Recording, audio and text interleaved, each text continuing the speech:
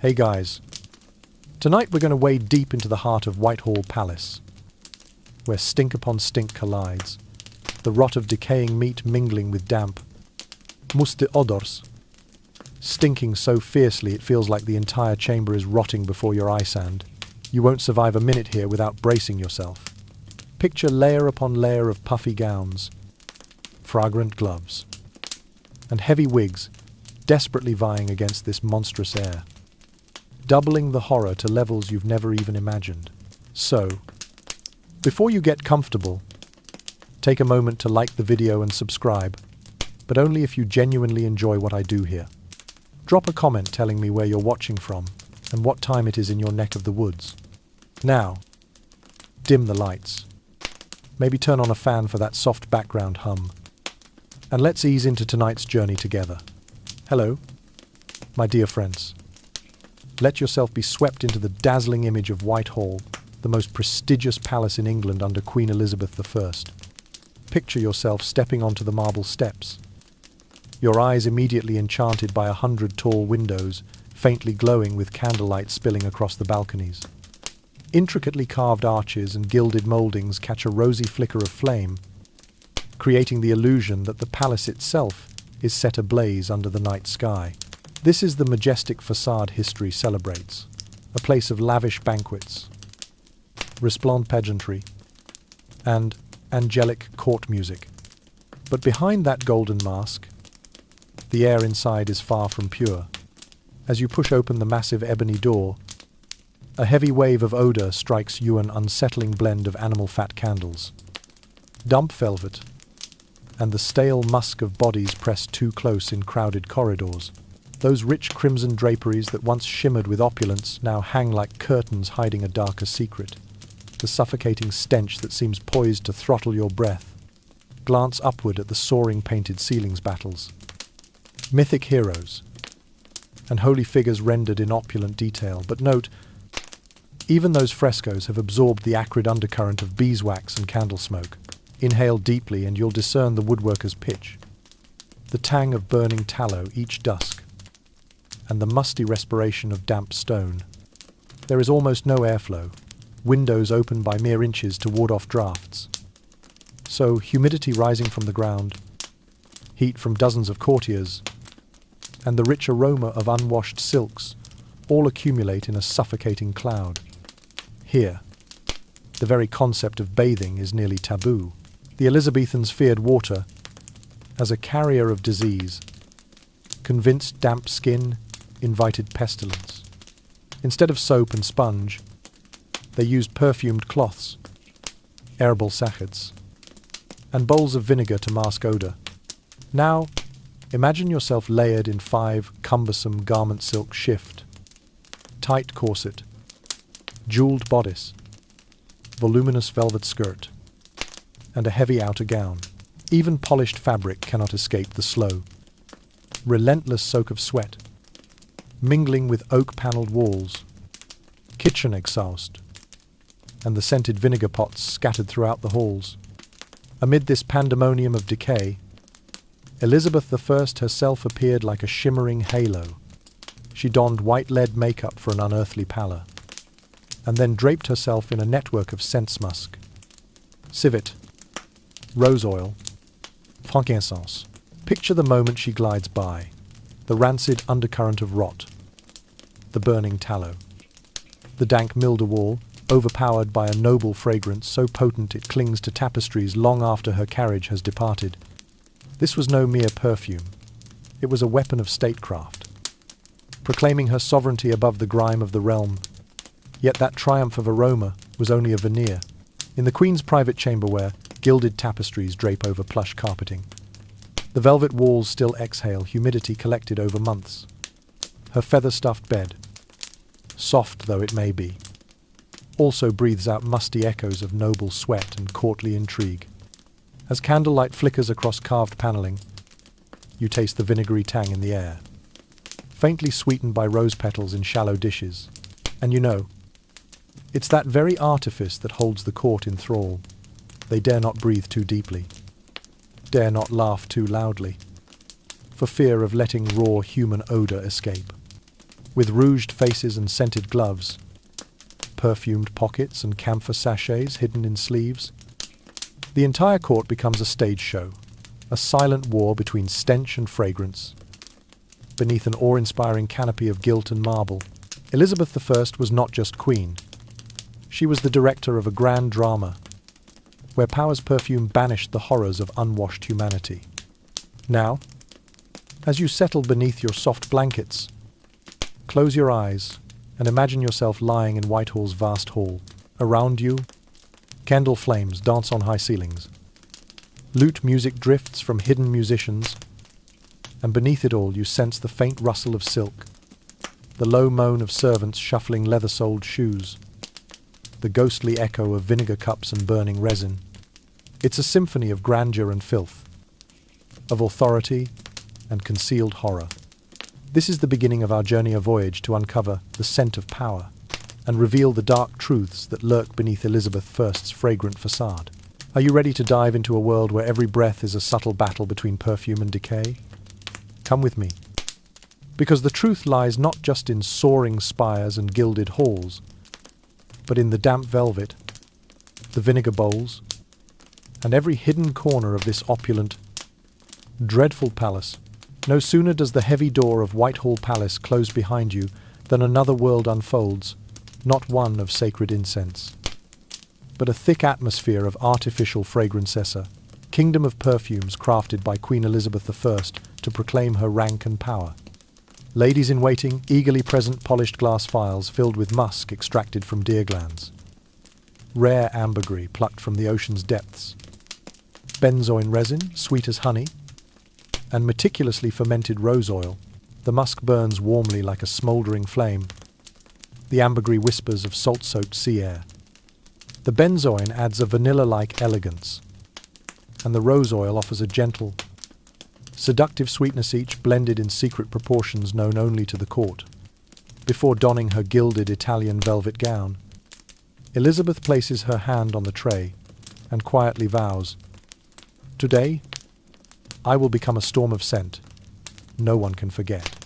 A courtier measures 2 drops of musk, rubbing them into the Queen's wrists, cheeks, neck, and nape her body's warmest spots, so that every subtle movement releases waves of fragrance, forming an aromatic shield against the damp stench of sweat, tallow candles, and soiled velvet. Next, the ambergris is ground and mixed with almond oil and fine vinegar to create a smooth paste. This is gently massaged onto the back of her neck and shoulders areas, where natural odors rise most potently. When Elizabeth tilts her head, a mist of ambergris drifts like mysterious smoke, evoking the hidden power within. A quiet blaze ready to flare. But the ritual does not end there. Her towering linen wig coated in scented wax becomes a battleground for the nose. Small sachets of powdered incense, dried jasmine petals, and vinegar-infused orange peel are tucked into each coil. With every flick of her head, the tiny powder grains stir, exhaling deep notes of resinous wood, softened by citrus, compelling every guest to admit this palace is steeped in olfactory magic. Then comes the burgundy silk cloak, lined with golden satin. Dozens of hidden pockets sewn into the seams hold sprigs of rosemary, star anise, and dried basil. As Elizabeth sweeps across the room, the cloak billows, unleashing a spicy warmth of anise and herbaceous rosemary, woven with the musk's heat and rose's sweetness, a full sensory banquet of invitation and authority. The moment the Queen steps into the great hall, court musicians pause. Candlelight flickers across stained glass. Yet all is eclipsed by the extraordinary air. First comes the musk's comforting embrace, then the profound undertone of ambergris, laced with rose's delicate sweetness and benzoin's solemn spice. This exclusive scent does more than mask dampness, candle smoke, and sweat. It declares, "I am above all impurity. I am inviolable. Courtier, envoys, even devout Protestant ministers swiftly mimic the ceremony, herbal pouches of lavender, chamomile, and rosemary become essential accoutrements. Handkerchiefs steeped in rose oil or orange essence are folded neatly in coat pockets. White leather gloves are wiped with floral vinegar, soaked in precious emperor's oil, a costly botanical infusion. Then dried in palace chamber siege, gesture a statement of status. Fragrance becomes a silent language of power. Musk's warmth signals intimacy. Ambergris's mystery asserts rank. Rose's purity hints at nobility. And benzoin's gravity resonates like a clarion call. In a world where scent is sovereign, wearing the right aroma grants you passage beyond palace gates, beyond court walls. London's perfumeries overflow with patrons eager for royal favour. Nobles pay half their fortunes for a vial of imported musk. Rumours about the Queen's mist formula spread like wildfire. Today, a dash of Indian sandalwood. Tomorrow, a spoonful of mugwort for warding off infection. Each flask of oil is a passport to the upper echelons, allowing the elite to inhale a whiff of majesty. Yet this aroma ritual is no mere trend, it runs through the veins of power itself. Officials seeking promotion must carry the Queen's scent. Visiting ambassadors bring ambergris as homage. Even clergy drape their altars in benzoin to uphold solemnity. Scent draws rigid lines between classes. The commoner reeks of damp velvet and mildew. The noble exhales incense and blossoms a scented fortress that repels all unworthy intruders, encircled by lavish aromas. Elizabeth the probes. No sword. No crown is needed. Just a drop of musk. A hint of ambergris. And the artistry of subtle blending compel all who smell it to acknowledge. This is the fragrance of power. And once this ceremony ends, our audience cannot help but wonder, what other dark secrets lie hidden beneath that bewitching veil of perfume? Now, as the perfuming ritual and the lingering scent of civet draw to a close, we step into a reverse world where every drop of water is deemed a threat, and limited bathing is elevated into a potent art of concealment. Picture this. In damp, foggy London, the Thames flows sluggishly, filled with filth. The Tudors believed water teemed with miasmas, slipping through pores to wreak disease. Thus, in Elizabeth I, bathing became a rare ceremony, reserved only for the gravely ill or moments of dire crisis just a few times a year. The majority of Whitehall's inhabitants never expected a clear, fresh bath. Instead, they comforted themselves with linen cloths soaked in white vinegar or pure rosewater. Whenever their skin felt sticky with sweat, they would dampen a cloth and wipe along their wrists, collars, and the nape of their necks, as if the entire act of cleansing had been reduced to a few symbolic gestures, just enough to lull their harried noses. Noble garments from thick, layered velvet gowns to sumptuous brocade, doublets virtually never met water.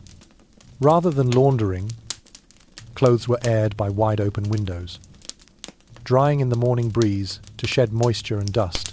At daybreak, servants would lightly mist each layer with a few drops of perfume, sometimes rose oil, other times a vinegar licorice tincture, never soap or vigorous scrubbing. The mingled scents of dry earth and sharp vinegar momentarily masked the older odors, fabric rubbed against skin, the lingering trace of banquet bracelets, and even the faint mustiness of dried gecko tucked into herbal sachets. Elizabeth I did not merely accept this culture of limited bathing. She transformed it into a perfect olfactory spectacle. Each morning, before donning her gilded Italian cloak, she began her ritual. A thick paste of white lead sealed over her face to close her pores. Mercury-laced red pigment concealed fatigue, and a potent herbal powder dusted onto her wig. The aroma of perfumed powder and dried flowers filled the chamber, forcing anyone who entered to pause, inhale deeply, and feel a numbing thrill. It was no clumsy concealment. It was a commanding performance. Not only her person, But the very interiors played a crucial role in this camouflage. Rough cloth sachets filled with lavender, basil, and juniper berries were sewn into gown linings, stuffed under pillows, and hung on doorknobs. With each graceful turn, these herbal pockets brushed together, releasing waves of fragrance that distracted every sense from the castle's damp mould and foul stench. Every gesture, from lifting her gown's hem to a simple wave, carried a gentle plume of scent, convincing court guests they were in a perfumed paradise. All these acts dabbing the body with vinegar, airing garments by window light, misting fabrics, stuffing herbal sachets, and dusting powder onto hair were choreographed into an endless sequence of rituals.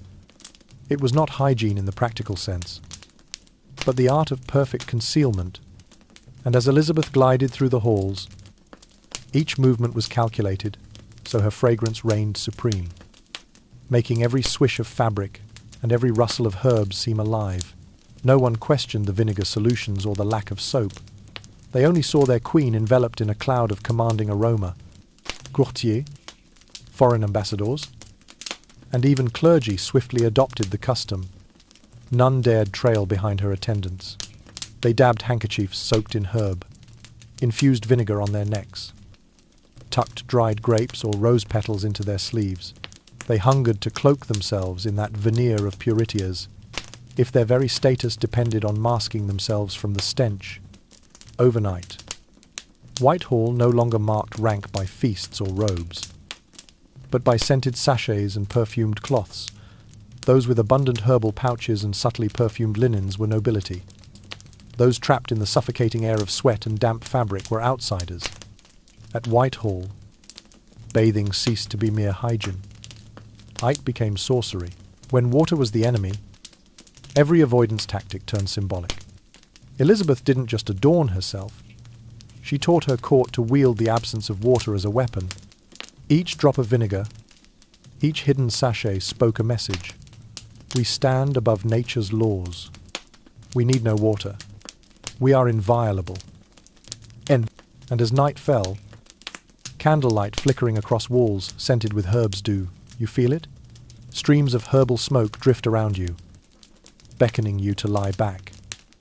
Close your eyes and drift into dreams. But remember, in that dream you float through a gilded palace where cleanliness is pure theatre, where fragrance and filth mingle beyond separation, and where nobles worship illusion over reality.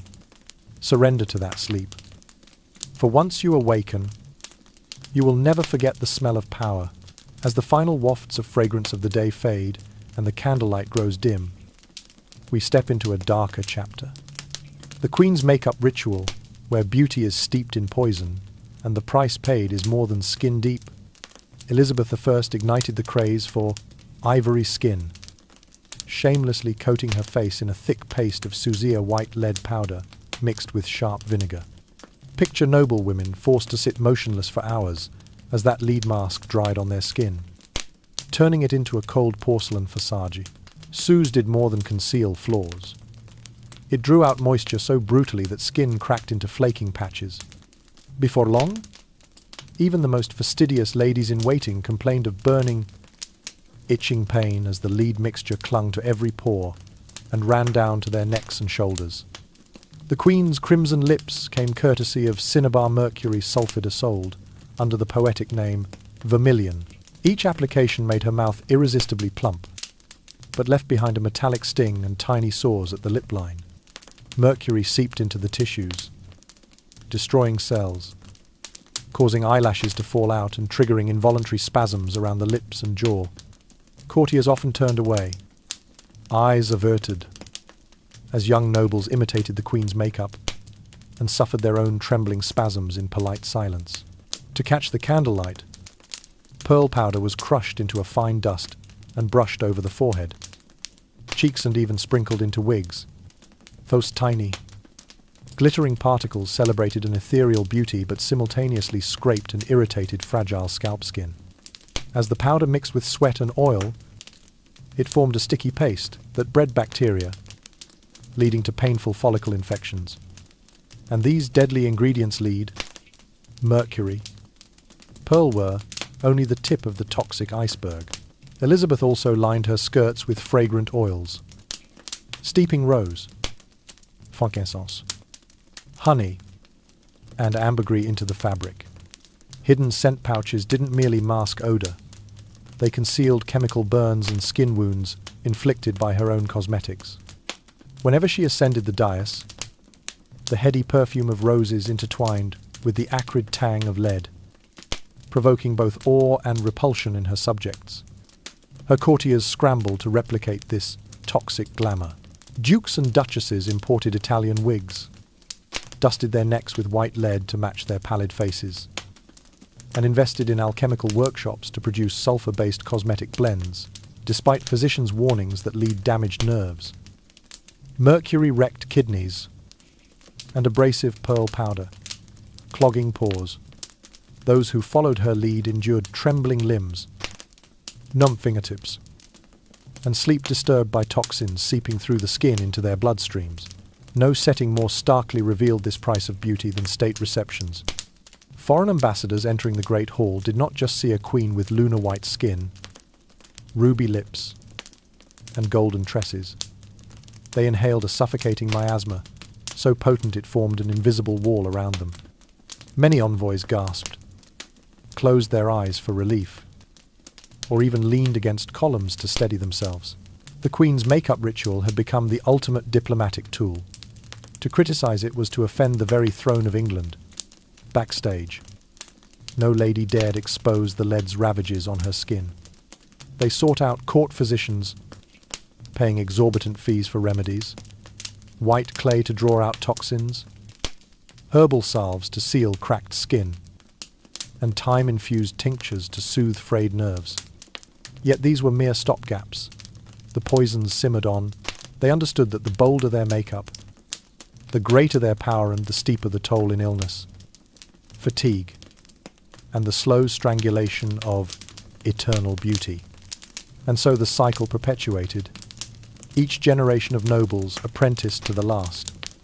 The descendants of dukes and duchesses still slathered lead and mercury onto their faces, extolling cinnabar lipsticks, while hair thinned and ribs poked beneath ceremonial gowns. Some joked that to maintain such radiance they had to bleach away their very lifeblood. By candlelight in their private chambers, they glimpsed the cracks in their masks, but not the catastrophe below the surface. Ultimately, these lethal cosmetics were more than the Queen's vanity. They were a statement: we will endure pain to shine. We will don toxic crowns to outshine rivals. In that court, failure to partake meant forfeiting status and influence. So, despite knowing the cost, they willingly mortgaged their health to preserve an untouchable image. When night fell, and women hurriedly scraped off as much of the lead mask as they could before sleep, they caught each other's reflected gaze, eyes rimmed red, faces drawn with exhaustion. Even the Queen could not escape the repercussions. In her final nights, she complained of ceaseless headaches, ringing in her ears, and numbness creeping through her limbs. Yet to the end, Elizabeth uttered no protest. She knew that her cosmetics had enshrined her legend, and legends must never show weakness. And that is the price of sovereignty, not only in blood and sweat, but in white lead, mercury, and pulverized pearls. When you imagine Queen Elizabeth I's flawless beauty, remember that beneath that fragile layer of powder lay a heartbreaking tale of invisible sacrifices made for the sake of an immortal visage. After the reckless use of lead and mercury in her cosmetics comes the slow agony behind the Queen's jaw. Elizabeth I was notorious for her extravagant sweet-tooth crystallized rose petals, imported fruit preserves, honey-glazed chestnuts luxuries shipped from across Europe, and as far as the East at princely cost. Yet it was precisely this relentless sugar feast, mingled with cane syrup and confectioner's dust, that laid siege to her enamel. What began as tiny dark spots soon spread, tunneling into the living pulp with fiery torment. Every time she greeted an envoy or offered a measured smile, Elizabeth felt a lance of pain twist through her molars, like a bell-tolling doom in miniature. At court, witnesses often saw her wince after a swallow of sweetened wine or a bite of sticky cake. What remedies did Tudor medicine offer? Forget drills. Fillings or gentle extractions, those luxuries lay centuries in the future.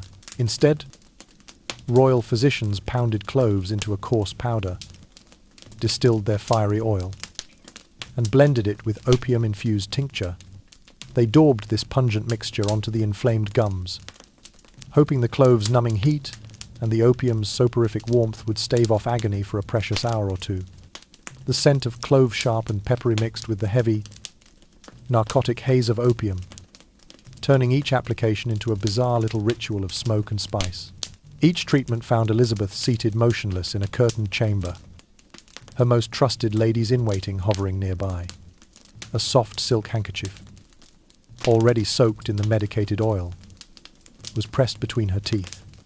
She bit down firmly, holding her breath while the potion's balm spread, chasing back the fire. Each crisp clench was a vow. She would not cry out. She would not yield. For the unconquered Virgin Queen must never leak weakness. Grand banquets grew noticeably shorter, though draped in sumptuous brocades and dripping pearls. Elizabeth lingered only long enough for formal bows and a swift sip of spiced wine. Then she slipped away to the distant gallery, feigning interest in a distant violin solo rather than endure the betrayals of biting sweets. The joys of feasting and festivity bowed to one imperative: keep the pain at bay and keep her breath untainted. But how to conceal the lingering scent of opium-leavened clove? Even triumphant in court, Elizabeth's medicated mouthwash left a warm, heavy-laden perfume, tinged with bittersweet resin. To mask it, her attendants sprang into covert action. Rose petals were strewn across her path. Tallow candles, scented with anise and cinnamon, were lit, and discreet smouldering of eucalyptus or frankincense incense perfumed the corridors. Any visitor passing through her private salon was engulfed in the fragrance of power she orchestrated. No minister dared whisper rumors of the Queen's decaying dentition. To speak ill of her breath was to chip away at the very pedestal of her sovereignty. Thus courtiers wore her infirmary's odors glove, opium, and along their own sleeves. Silent conspirators in her masquerade. Closest of all physicians, apothecaries, and ladies-in-waiting traded anxious glances behind closed doors but swallowed their fears. The Queen's image must remain inviolate. Every coy smile, every gentle sniff, every deft flourish of the perfumed handkerchief was an emblem of sacrifice. Elizabeth I endured her worsening toothache in stoic silence, trading hearty laughter for the subtlest of nods. She perfected the art of the fleeting smile, and the borrowed laugh just enough to remind her subjects they stood before an untouchable icon. On one occasion, during the grand consecration of a new chapel, she raised a porcelain teacup to trembling lips, only to clamp her hand over her mouth with a hiss. "Where is my clove water?" A lady waiting hurried forward, offering the scented handkerchief at the ready. Moments later, Elizabeth's composure returned. Her eyes swept the congregation in a calm survey, as though the pang had been nothing more than a shadow.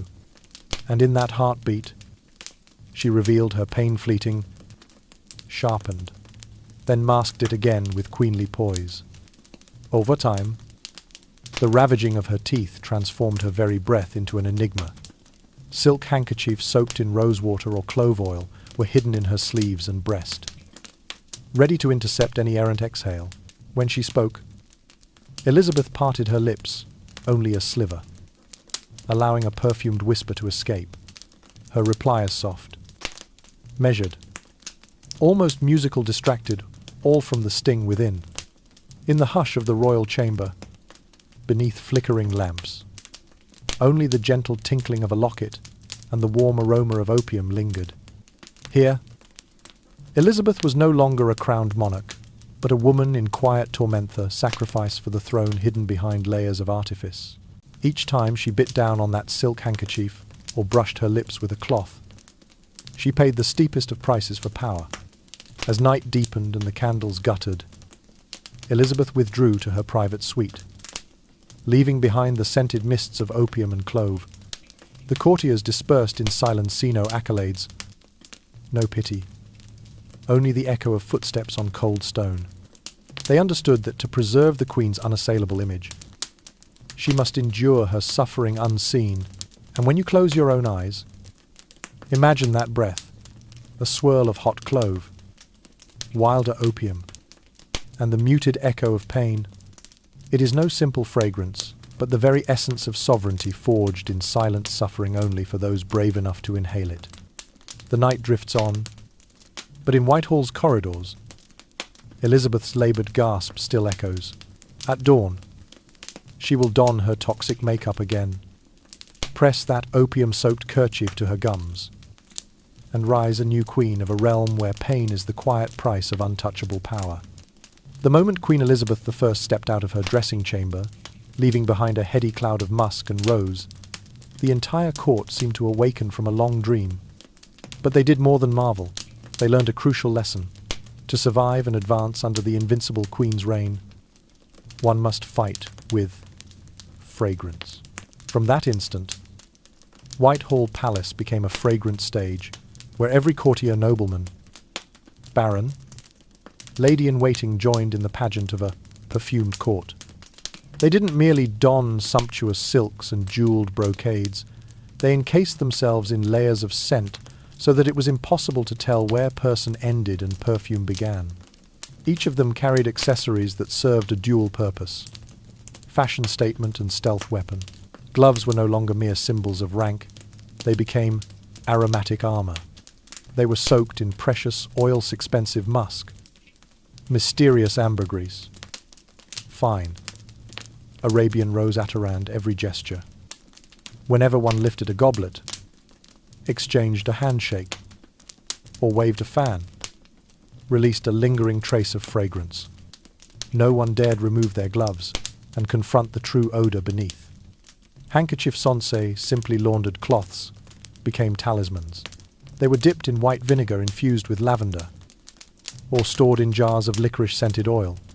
Courtiers carried them everywhere. At the slightest hint of damp sweat or stale air, they brought the cloth to their noses and immediately escaped into a momentary oasis of herbal freshness.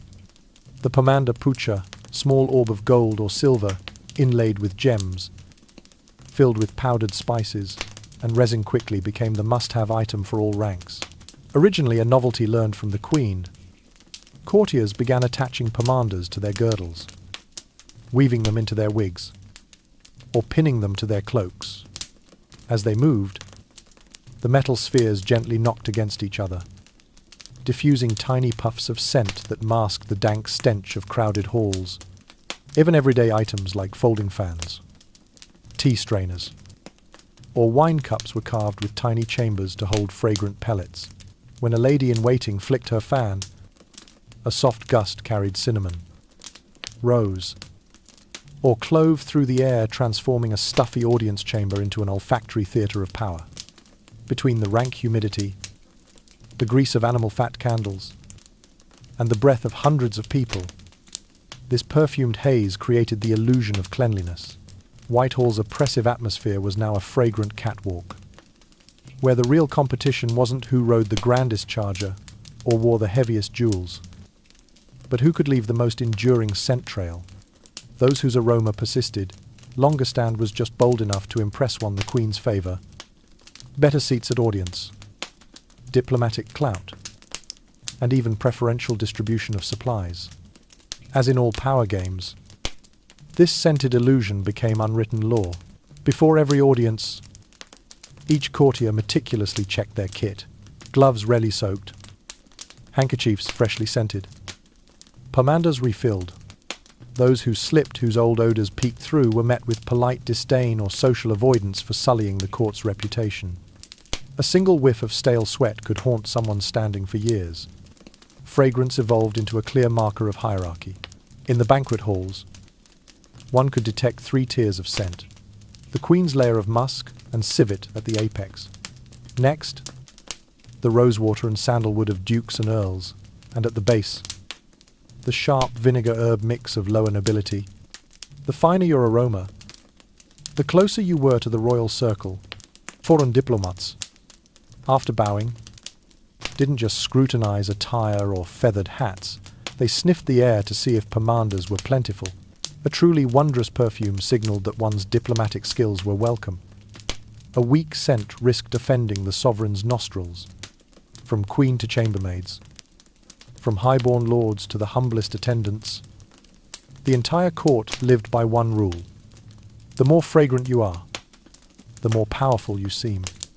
This collective illusion became the glue that held Whitehall together, an inescapable cloud of perfumed breath that left every visitor awed, deferential, and convinced. Yet beneath the ornate layers of perfume and protocol, competition smoldered. Whoever smelled greatest claimed victory. When scent conferred power, distinguishing genuine authority from mere showmanship became impossible. And that is how Queen Elizabeth's court formed an impregnable unit, a shared olfactory illusion of power, woven into every inhalation, compelling anyone who entered to recoil in reverence and unquestioning loyalty. Beneath the scented velvet drapes and heady clouds of perfume at Whitehall lies a far fouler secret than any body odor, a woefully inadequate sanitation infrastructure. Underneath the marble floors and the plush carpets that run the length of the corridors, an ancient network of gutters and drains struggles even to carry away rainwater, let alone years' worth of household waste. Murky brown rivulets crawl through these shallow channels, seeping into hidden corners and leaving behind slick, malodorous sludge. The open gutters at Whitehall are nothing more than roughly hewn trenches carved into the wall's edges. In some places, barely a hand's width across. In wet seasons, rainwater carries horse manure from the stables, grey water from the royal kitchens, and other filth straight down into the dungeons where refuse piles up. Walls grow slimy with algae, and debris clogs every crevice. No ventilation shafts or odour traps exist. The stagnant air over these drains reeks of rotten flesh, pig dung, human excrement, animal fat from burnt tallow candles, and the unmistakable stink of rats, long since trapped and decayed in the muck below. Whenever guards or servants must pass these odious puddles, they cover their noses, sneeze into their sleeves, and hurry forward as if fleeing a battlefield. Expensive leather shoes pick up the stench of mud, but no one dares wash them too. Thoroughly soap is reserved for laundering garments, not cleansing skin. Thus the stench follows them like a spectral reminder that behind the palace's glorious facade lies a festering underworld. By nightfall, when candlelight flickers on the narrow window slits, smoke from chambers mixes with the chill exhaled from those cesspool drains, creating a thin, foul fog. Rumour has it that on some nights the gutters overflow, spilling onto the royal steps, forcing courtiers to light extra incense just to mask the stench.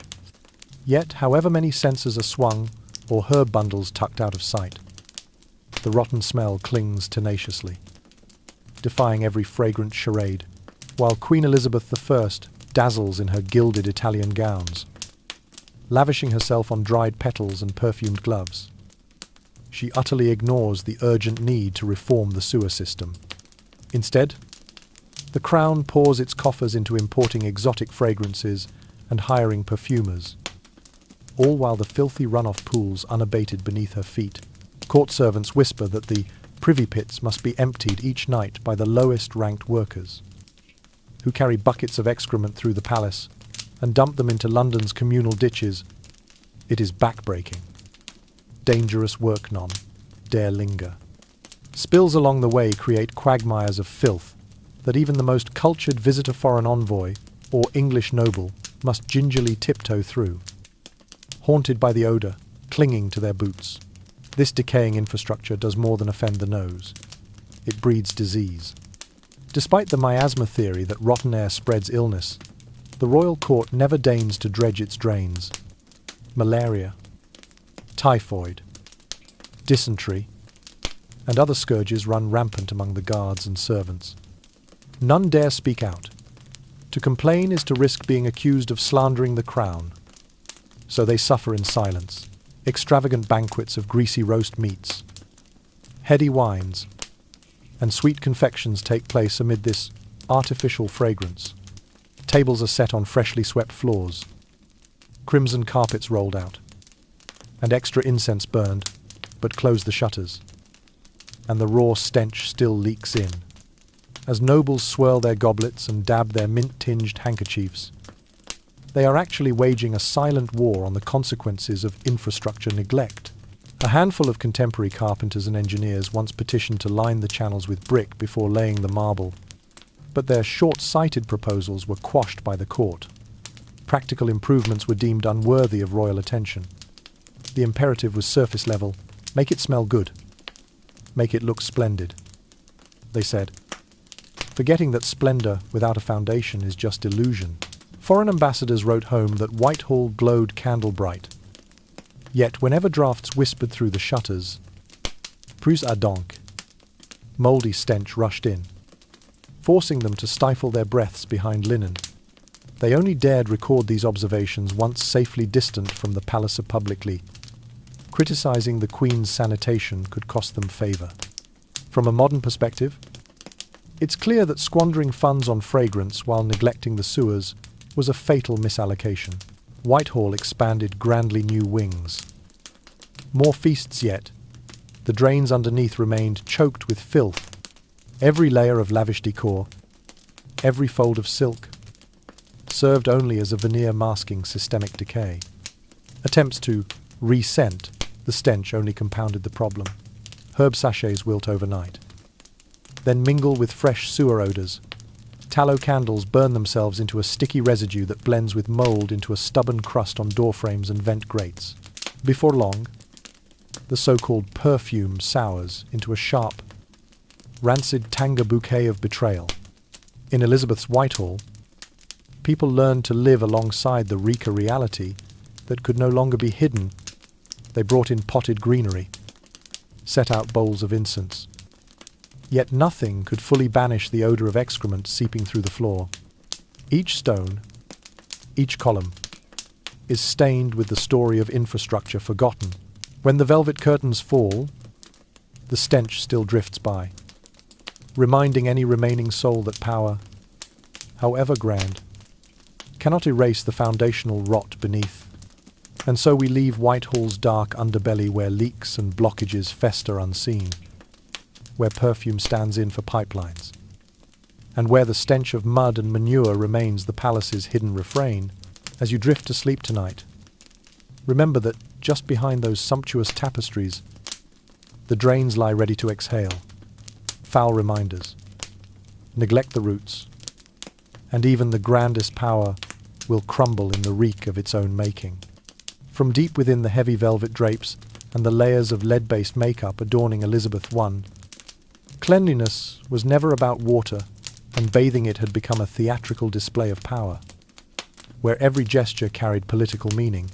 In Tudor England, a simple linen handkerchief, scented with rose oil or herb-infused vinegar, was not merely for wiping away grime. It was a silent declaration. I command the odors. I distance myself from all impurity. Every time a noble dabbed their wrist, they reassured their own senses and affirmed their rank. I am refined. I am pura.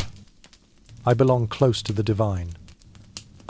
Pomander's small cloth pouches filled with nutmeg, cloves, and camphor were sewn into gown linings or hung from a belt as indispensable talismans. They did more than scent a cuff or cloak pocket. They broadcast the wearer's status. The more pomanders one carried, each stuffed with the rarest and most expensive spices, the more one was recognized as one of the pure. Granted passage across the boundary that separated stately elegance from common filth, the palace air itself became a stage for incense. At every royal audience, braziers of frankincense, sandalwood, and juniper burned on polished brass trays. Wisps of fragrant smoke curled around stone columns, drifted through gilded hair, and wreathed the Queen's golden robes in an otherworldly halo. Anyone standing amid that drifting incense was instantly adorned with an aura of sanctity. Despite the fact that stable odors still lingered in the courtyard below, and privy chambers leaked their scents in hidden corners. And, of course, there was perfume, secret blends of musk, ambergris, rose attar, and Venetian essences filled delicate crystal bottles. When Elizabeth entered a room, those scents didn't merely cover the stench of tallow candles and human bodies, they drilled into the courtiers' minds. If you cannot keep up with the Queen's fragrance, you will fall out of step in her courtly drama. Perfume became a wordless language, drawing an invisible line between favoured and forgotten, between the worthy and the outcast. By contrast, unpleasant smells were badges of disease and low birth. Anyone unfortunate enough to betray the odour of sweat or musty, unwashed fabric was stamped as unclean, a bringer of miasma, and shunned even if clothed in the finest silk. That foulness became both the underclass's weapon and the upper class's shield. Dare to smell of it, and you are outside. Elizabeth deftly harnessed these olfactory tools to fortify her throne. She taught her ladies-in-waiting, and her highest ministers that loyalty began with presenting a fragrant self. They learned to knot their handkerchiefs just so, to smooth their gloves, to anchor pomanders in every fold of a skirt-hand, then to sniff each layer before appearing in public. This was no mere beauty ritual. It was a loyalty test. Fail to tuck in a sachet or to dab one's wrists, and one had neglected the vow of fidelity to the Queen and to the realm of England. Courtiers embraced the practice wholeheartedly.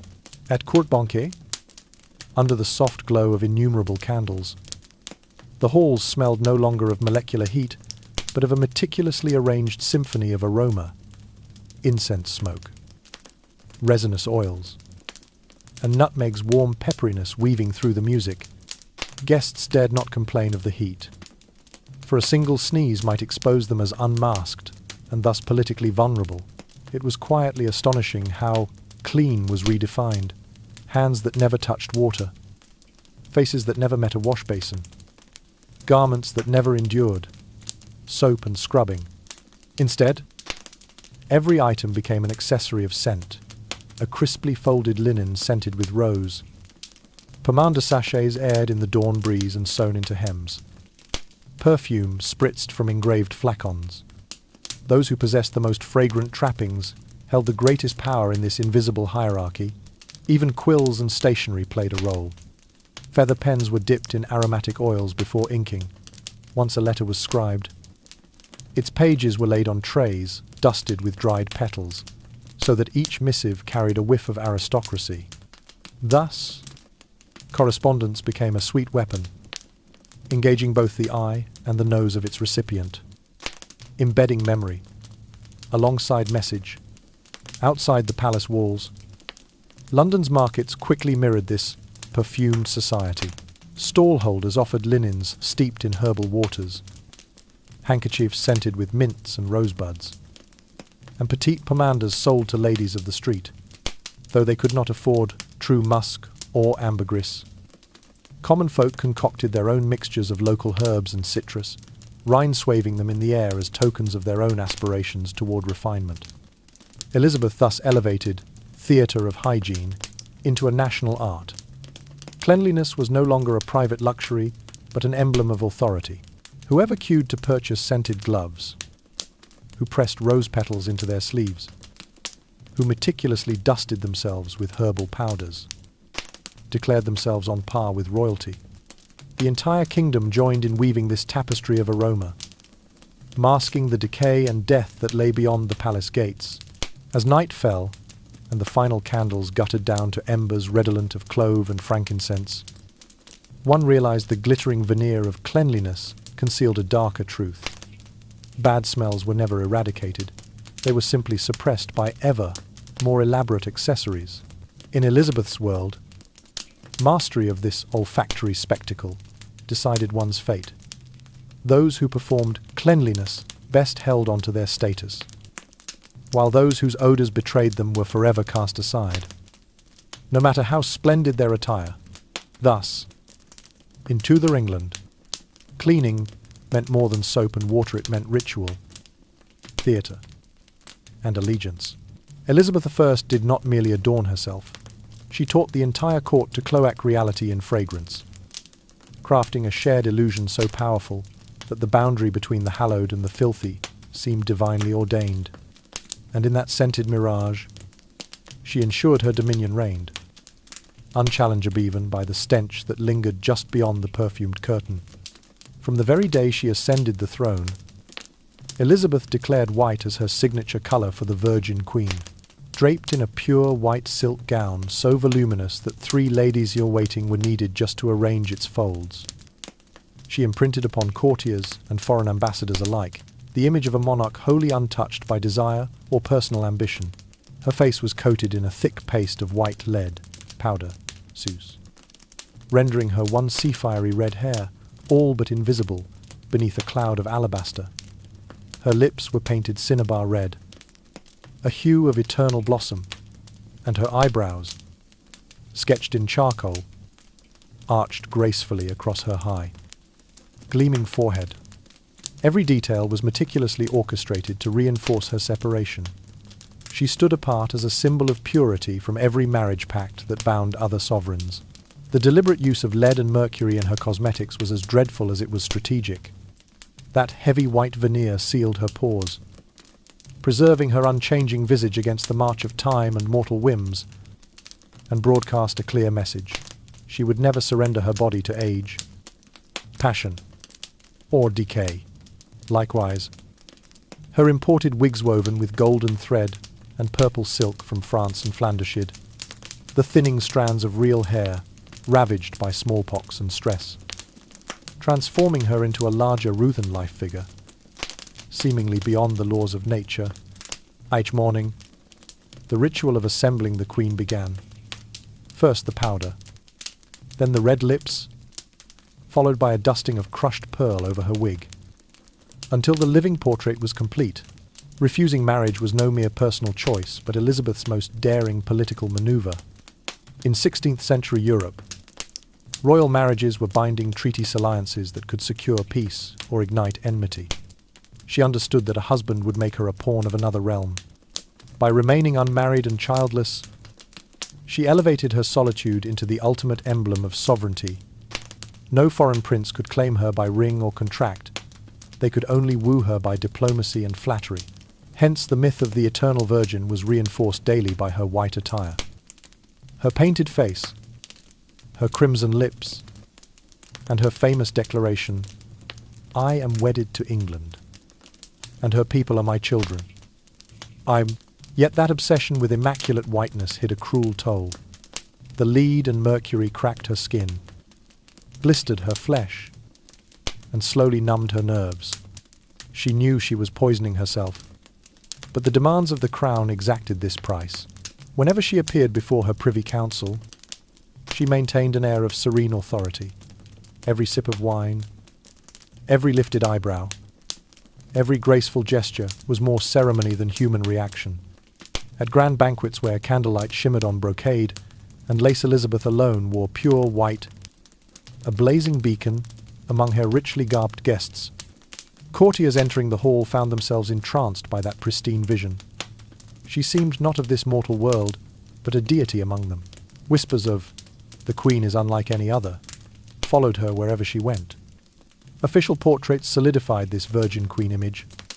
Royal painters applied her white powder with almost supernatural smoothness, highlighted her lips like blood on snow, rendered her gaze impassive, yet all-seeing. Any painting hinting at age or fatigue was destroyed. Thus, to the English people and to foreign courts, she remained forever perfect, an inviolable queen, untouched by passion, unbowed by time. The political power of this myth inaugurated a new form of rule. Elizabeth needed no consort and no heir. Her authority depended on veneration, a cult of personality around a sovereign who could not be claimed.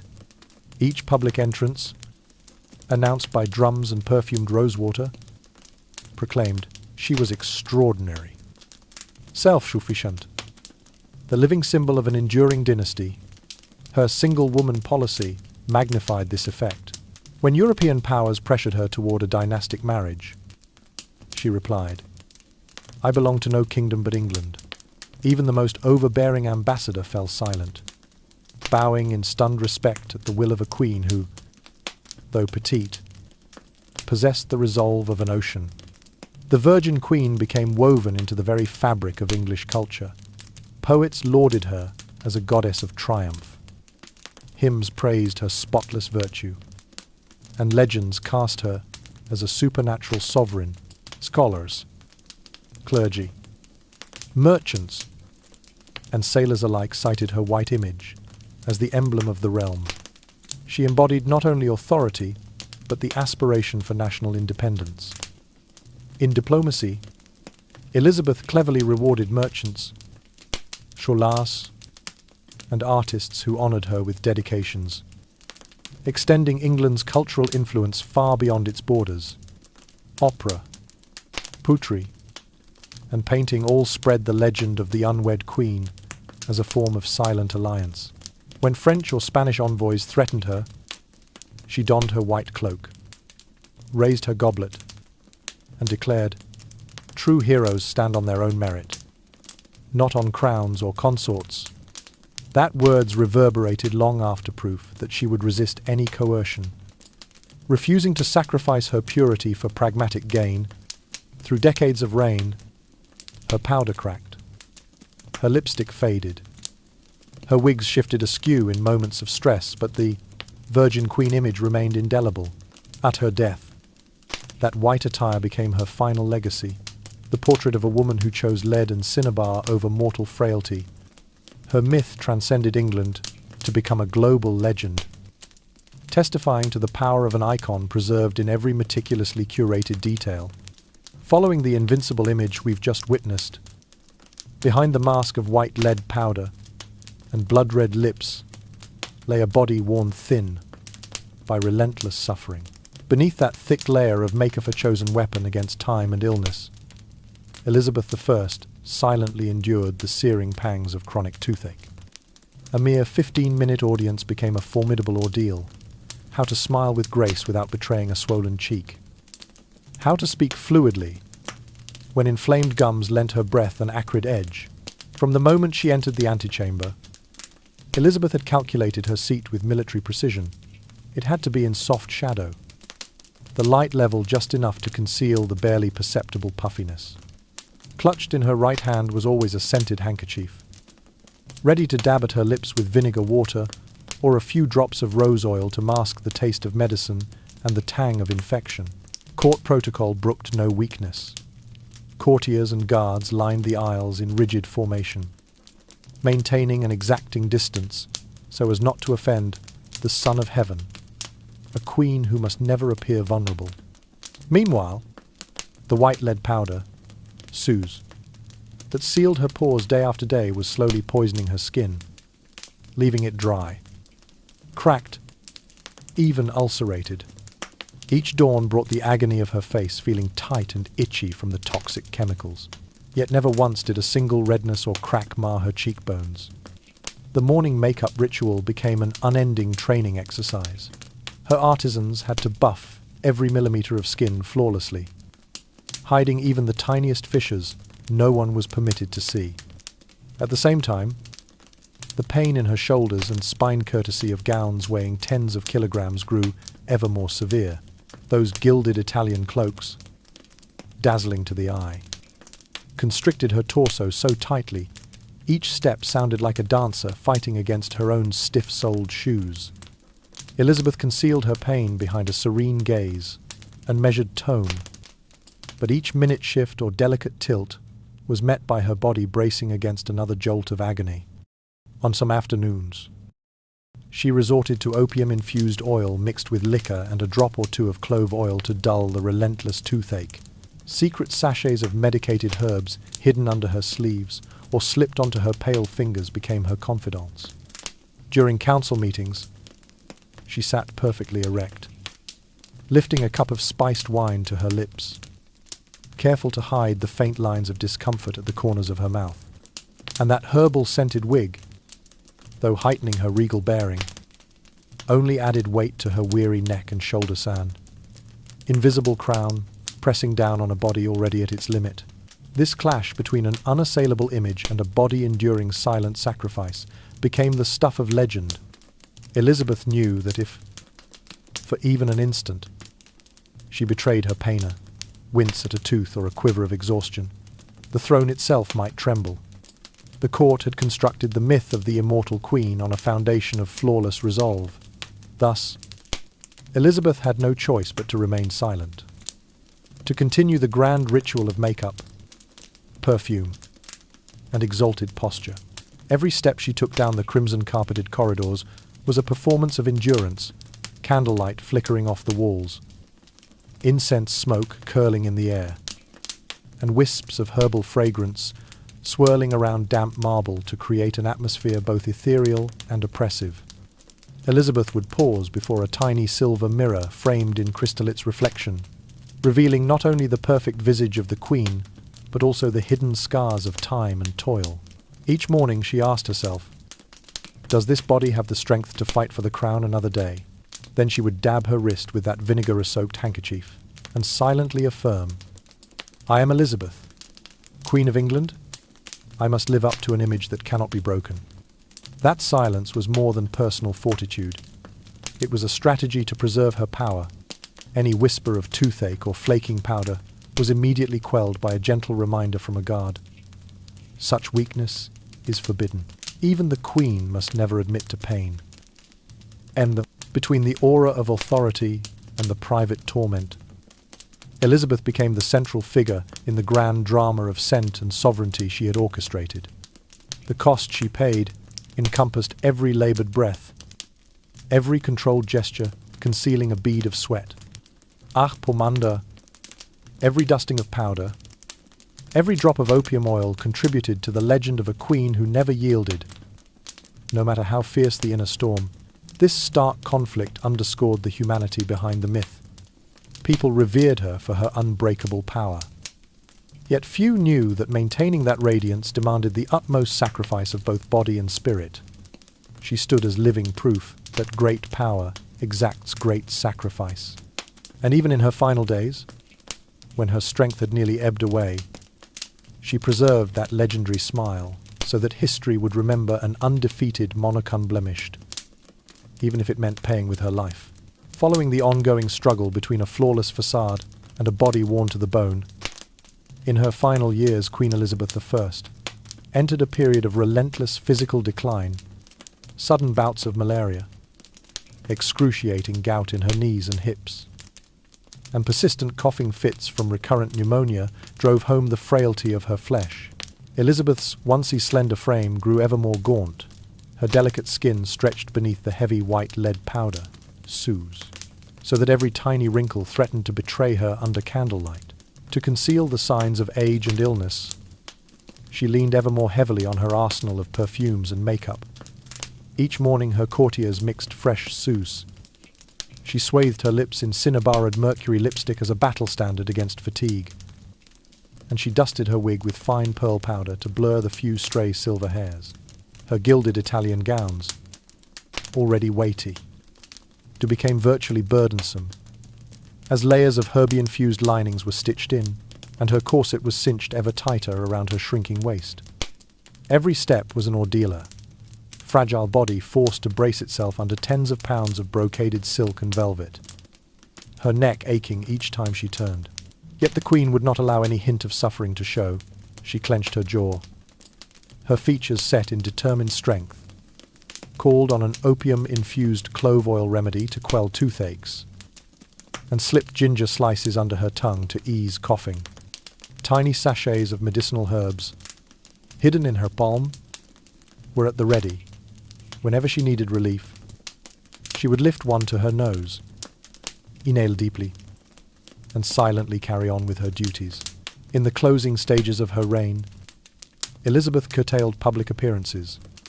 Audiences were reduced to 15 or 20 minutes in carefully chosen chambers, draped curtains pulled tight, windows sealed against icy draughts and moonlight. The room was always scented into a dense labyrinth of dried blooms, trays of rose and ambergris oils, and the occasional stick of cinnamon incense, an invisible fortress of fragrance, designed to mask every sign of weakness. As she passed through, that fragrance cloaked her like a suit of armor, compelling all who entered to bow their heads in reverent awe. To preserve her icy purity, Elizabeth oversaw every detail. Her ladies first tested each batch of sous for the correct opacity. They selected the warmest hued candles, so her skin would not appear chalky, and her perfumers added a few drops of opium-tinctured rosewater to her face mask to soothe itching and soften the powder's bite. She carefully tilted her head in conversation to keep flickering candlelight from striking any swelling at her temples or the corners of her mouth. And that embroidered scented handkerchief, once a graceful accessory, had become inseparable from her person.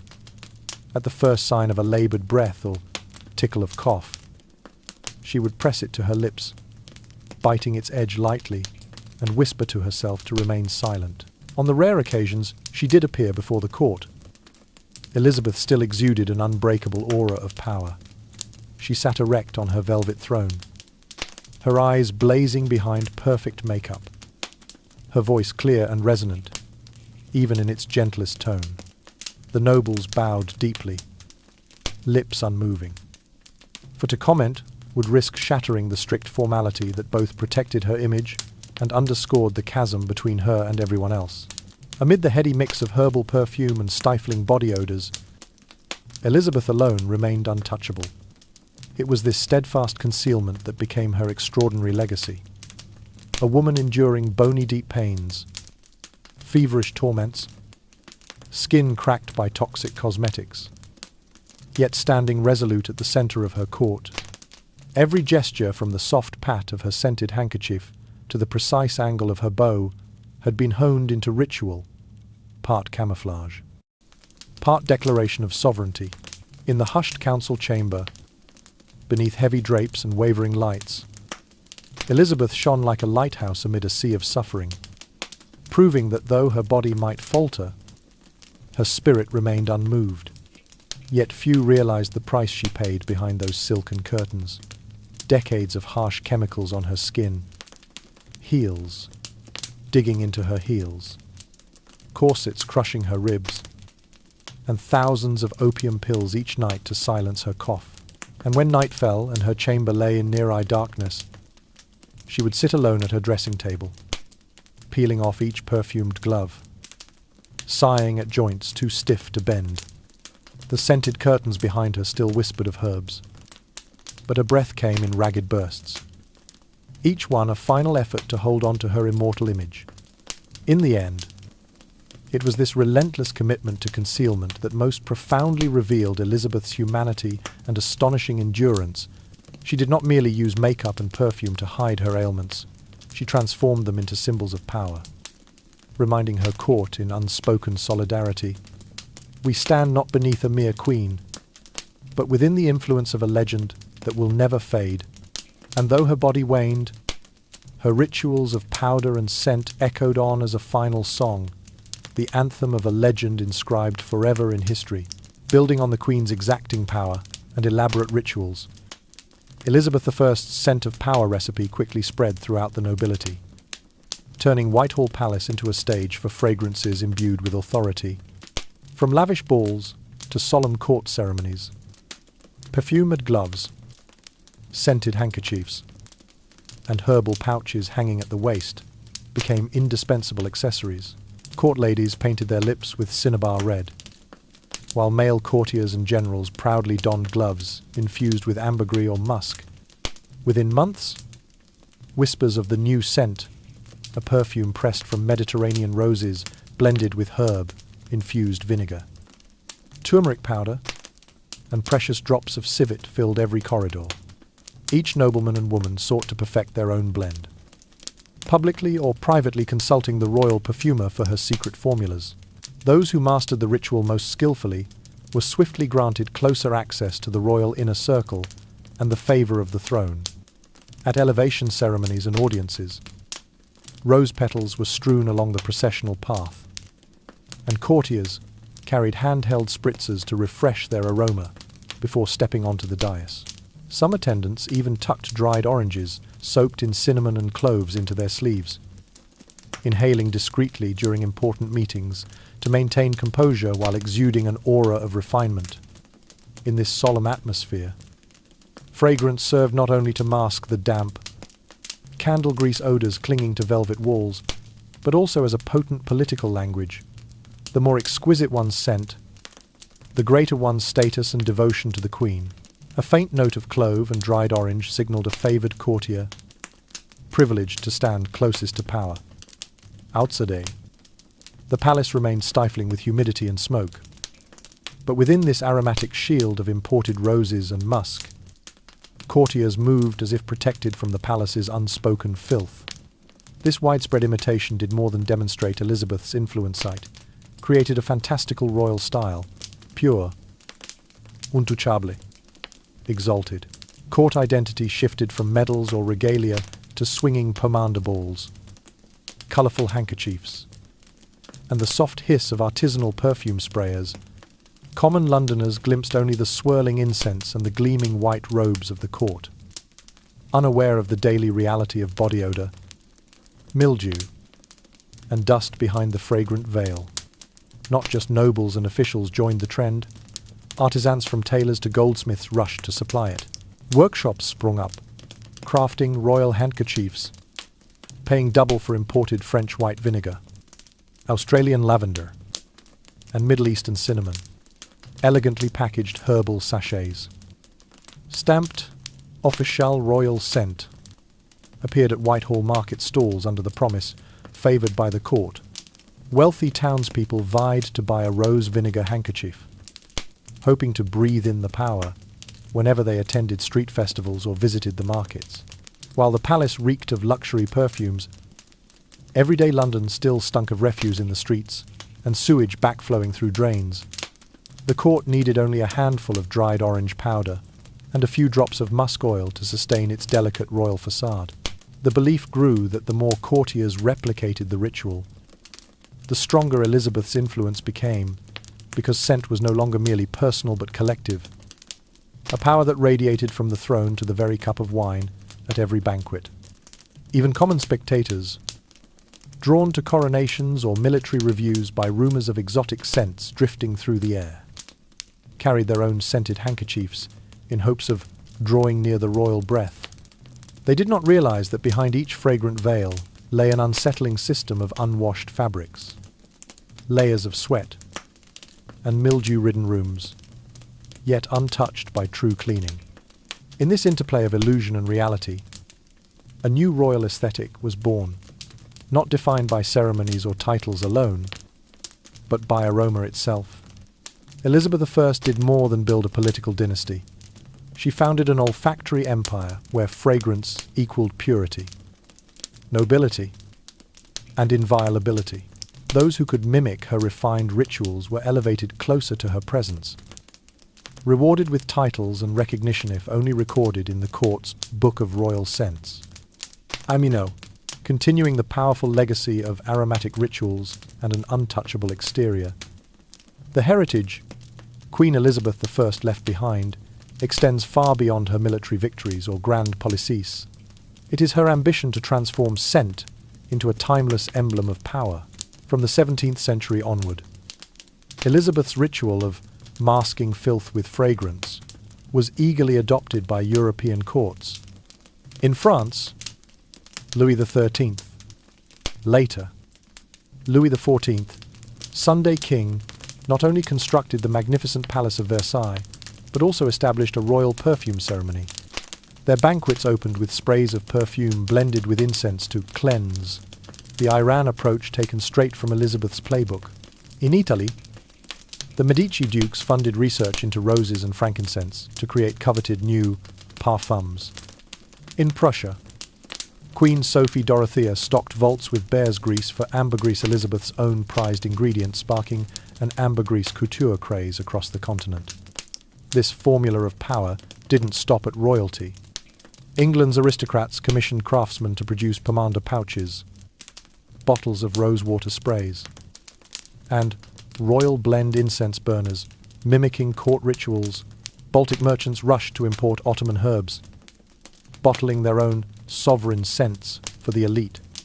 Elizabeth's signature wafts from her hood grew into the art of scent blowing. From luxurious feather fans to monogrammed handkerchiefs, the legend of the fragrant queen became immortal in poetry and prose. Van Dyck and Peter Lely painted her with a white rose at her bodice, evoking an imperishable, perfumed monarch. In Shakespeare's and Dryden's plays, powerful figures regularly used sweet-smelling ruses to outwit enemies. Later operas even gave queens incense burners and resins as acoustic cues. Audiences could hear the scent as though it were a character itself. Today, despite modern bathing technologies and cosmetic surgery, we remain under pressure to maintain a perfect image on Instagram, TikTok, and YouTube. Every filter, skinny smoothing effect, and glass skin makeup layer is a sophisticated echo of Elizabeth's lead vinegar cosmetics. Stories and reels are curated like royal banquets. Viewers rating fragrance by likes and comments. Spa-checked wins. Nicht Parfumholz. And showing off high-end serums all channel the distant echoes of vinegar-tipped handkerchiefs and herbal pouches from centuries ago. This legacy forces us to ask, where does true power lay in muscular strength or in the art of crafting illusions? Elizabeth I showed that whoever controls the narrative shapes public perception and creates an iconic scent, wields a more secure power than any army. For her, fragrance did not merely cover human odor, it radiated authority, forging a spiritual armor that outlasted every storm of history. Nowadays. Chemical analysis reveals how perfume molecules permeated Elizabeth's skin, how luxury fragrance trade networks formed, and how a single bottle of royal blend could cost many times a courtier's annual income. Yet, more enduring is the lesson of the constructed image. It teaches us that masking flaw, however temporarily, can secure long-term advantage. Elizabeth proved that if you can make the nose believe you are pure, no matter the reality, you command an invisible yet potent power. Thus, Elizabeth I's fragrant legacy survives not only in dusty history books or royal perfume inventories, but in our daily rituals. When we choose a face filter, bathe in a palette of colorful icons, invest in serums, foundations, and oil soul modern ceremonies, affirming our existence, our influence, our beauty amid the crowd. Her legacy reminds us. Sometimes the symbol is stronger than reality. An illusion can span a millennium if you elevate it into a legend. Building on the legacy of scented power that spread throughout European courts, Elizabeth I's fragrance rituals did more than grace banquets and pageants. They became a deep cultural phenomenon that endured for centuries after her death. Curiosity about the Queen's secret scent drove monarchies from France to Italy, Spain to Northern Europe to adopt and adapt these rituals. Using fragrance to cloak impurity and project authority, in palaces from the grandeur of Versailles to the splendor of Schönbrunn, perfume ceased to be mere ornament and became a silent diplomatic language, a mark of rank, and a means of consolidating power. In 17th century France, the courts of Louis XIII and Louis XIV incorporated scent ceremonies into every audience. Morning councils began with trays of lavender and immortelle essential oils, while evening banquets ended with dried oranges studded with cloves and sprays of pomander beads. Versailles even built a dedicated room of odors, salle des odors, where dukes and ministers first sampled new fragrances before public use. French nobles invented sealed caskets of dried rosacean, immortal pomander, to preserve their aroma through winter's cold. Thus, the Versailles style became not only architecture and landscaping, but a codified bouquet of courtly fragrance. In Italy, Florentine aristocrats, especially the Medici, funded teams of apothecaries to extract rose, frankincense, and sandalwood essences to create a bespoke profumo di corte. Italian banquets featured a scented procession, Guests presented handkerchiefs embroidered and dipped in orange oil or clove buds. Venetian merchants imported sacks of Persian saffron to concoct lavish, aromatic elixirs, so priceless that describing someone as smelling of saffron became synonymous with noble status. Back in England, the Stuart monarchs Charles I and Charles II continued Elizabeth's scented legacy with their annual Festival of Roses, fogging the entire palace in rose mists and carpeting halls with petals. Courtiers not only purchased pomander balls and ambergris, but designed fragrance tasting rooms to compare the late Queen's signature aroma with new blends. What began as a ritual to mask odor morphed into an early science of essential oil blending and rudimentary perfumery. Across Europe, literature and the arts echoed this fragrant craze.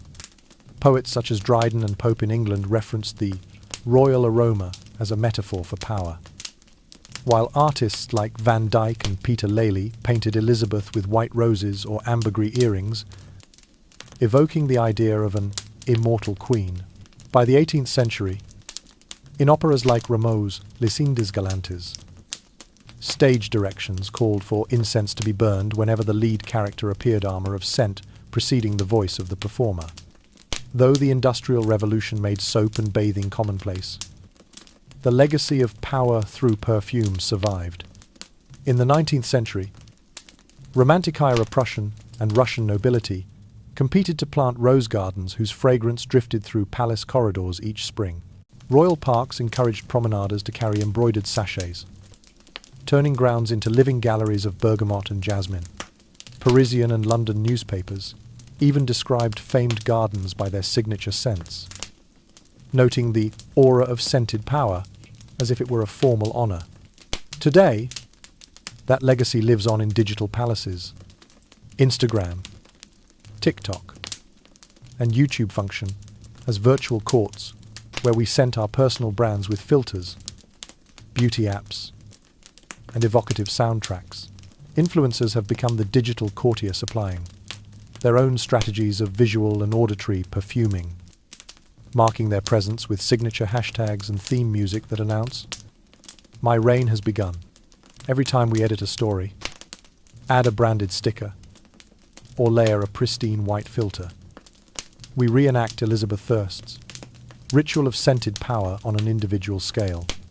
Luxury perfumery houses have also recognized this illusionary power of scent. Iconic fragrances like Chanel, No, Woo, Guerlain's Shalimar, and Dior's J'adore are direct heirs to Elizabeth's formula, carefully blended aromas designed to evoke exclusivity, purity, and authority.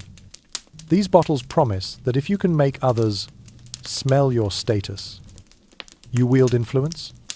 A fine perfume is no longer merely a pleasant scent, but a declaration of style, social standing, and economic clout.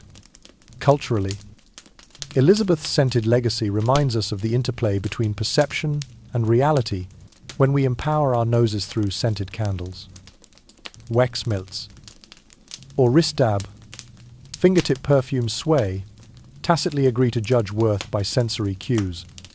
What began as a method to disguise physical impurities evolved into a tool for shaping emotion, guiding public opinion, and forging collective identity exactly as Elizabeth I mastered centuries ago. Remarkably, that power of fragrance never fades. In every century, when human noses encounter a subtle blend tinged with mystery, they instinctively associate it with authority, raffinement, and secrecy. Thus, the image of the scented queen endures as myth, retold by historians, reimagined by fashion designers on the runway, reborn in every new beauty trend. Ultimately, Elizabeth's legacy of scented power stands as an unyielding test for our own age. In a world awash with images and sounds, whoever controls the surrounding atmosphere from smell to color, movement to posture can shape collective emotion and belief. The fragrances she employed did more than mask stench. They etched an invisible yet formidable form of power of illusion, of symbol, and of control. And though time marches on and scents fade, the story of the scented queen resonates on, a timeless refrain in the history of human authority. In the end, the personal hygiene of Elizabeth Thirst will horrify you isn't clickbait. It's the unsettling truth behind the Queen's fragrant facade. Beneath layers of leady-based powder, mercury lipstick, and pomander-filled gowns lay rotting teeth, festering fabrics, and an entire court convinced that scent could stand in for cleanliness.